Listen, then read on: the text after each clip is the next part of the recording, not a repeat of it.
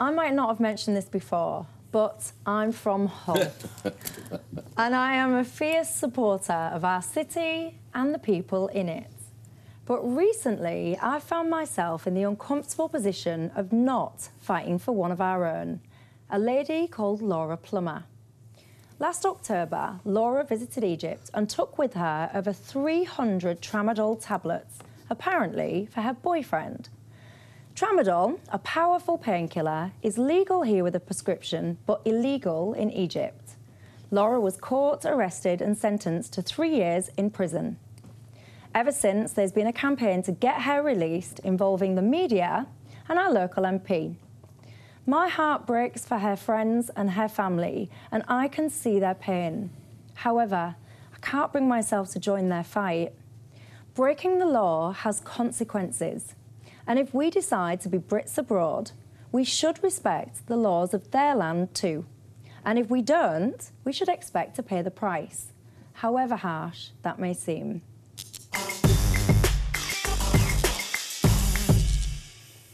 Right, OK. Immediately, straight off the bat of this, I agree with that. Why am I frightened of you? I feel like I want to run away. I agree with what you're saying, all right? OK, in principle. However, the common sense gene that we've got in our authorities has also been implanted in some of these other places around the world, and some of the things that people seem to go away for are ridiculous. OK, and I'll give you an example. The Chennai 6, OK, they tipped up into India. They were security guards on a ship, OK? They had the paperwork in place, but the Indian authorities disagreed with their paperwork. They took the whole ship and they put them in prison, OK? They tried them for having illegal possession of weapons, even though their paperwork was what they should have had, and they ended up doing 4 years in prison, OK? Eventually they were released down to campaigning. I was on the campaign myself, OK? And everybody tried their best to get them out. As it was, they served most of their time and they were allowed to go.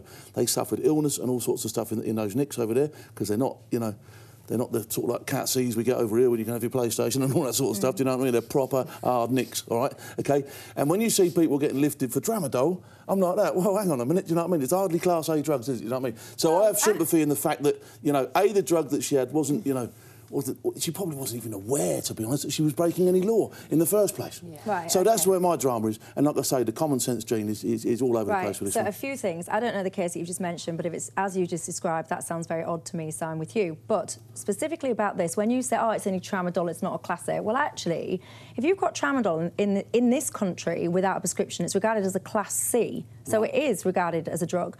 Number two, I mean, how you can say I wasn't aware that something was illegal in Egypt. Well, if it wasn't illegal in Egypt, I suspect that the person who apparently needed it would have been able to get it himself over there.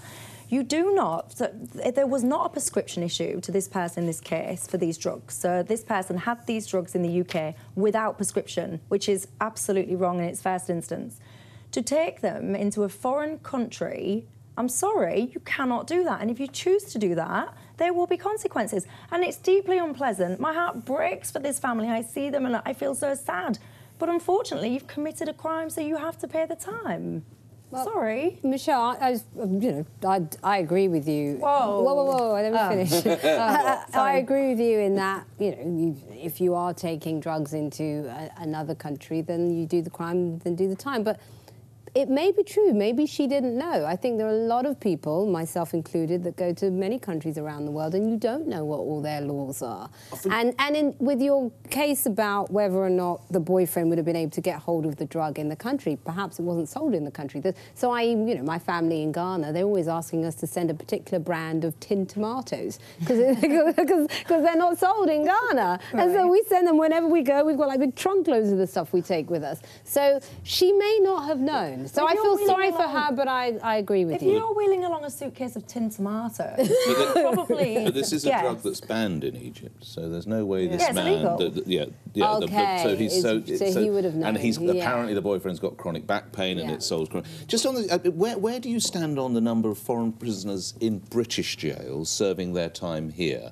Are you comfortable with that? Yeah. Well, I have to be, or else I contradict my own argument. Because when I look at the stats, there is a lot of foreign prisoners. Yes, you saw the numbers as I did. Yeah, and then I sit there and I think, with my common sense head on, hang on a minute. Laws. I think, hang on a minute, why are we paying for those guys to be in our prison? So I'm uncomfortable with that. But then I Doesn't that defeat myself. the very No, that's central... what I'm saying. That's what I'm saying. So therefore, I then have to have a word with myself and recheck and say, well, actually, I have to be comfortable with that because I do believe if you go into a foreign country and you break their laws, I do believe that you will be imprisoned, etc., in those countries, and I think that's right. So I can't be a hypocrite and think that's right, but then have a problem with it. I don't disagree with what you're saying, Michelle. But what I'm saying is each case throws up an individual case, and they need to be scrutinised. And you know what I mean. You can't just write people off if they have done wrong in that country. I'm not suggesting writing anyone off. If they have done wrong in that country, then you're rightly so. You know, they'll get punished. Isn't it the scale of it? We're talking 300 pills. Tablets, if it had been 30 or something like that, you could have put it down. Yeah, if 300 is an extraordinary if you've amount. got a box of painkillers and you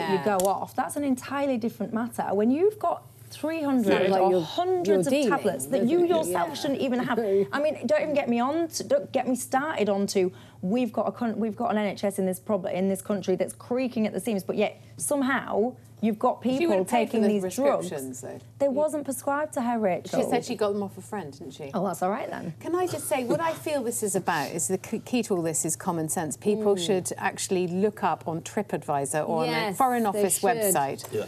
Myself included. You know, the actual customs and rules, and particular, and if something should be flagged up, like, you know, you're not allowed to take prescription meds to Egypt, or you're not allowed to take naked selfies on a sacred mountain in Cambodia. Or what the hell? What am I going to do now? Well, you're not allowed to do... You're not allowed to do, pornographic dancing. Some chap has... every day, all day long. You know, then I think, you know, it has to be buyer beware and when in Rome, and all those old rules apply. So, you know, otherwise our British consulates abroad are going to have nothing else to do. Honest, true people on the streets of Hull, what would they say?